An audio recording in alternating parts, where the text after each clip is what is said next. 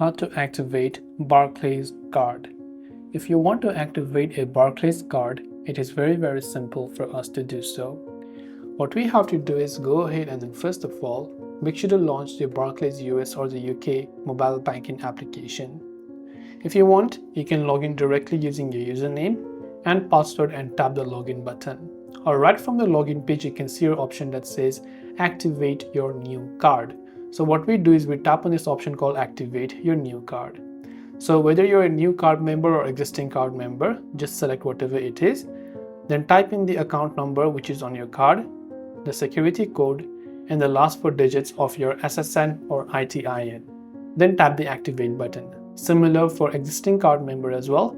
Select a username, password, and login. Then after you log in, you'll be able to activate it within the application. So this way you can activate your new card on Barclays. I hope that this video helped you out. If you have got any further questions, feel free to also leave them down below. Thanks for watching till the very end of the tutorial, and see you soon in the next video.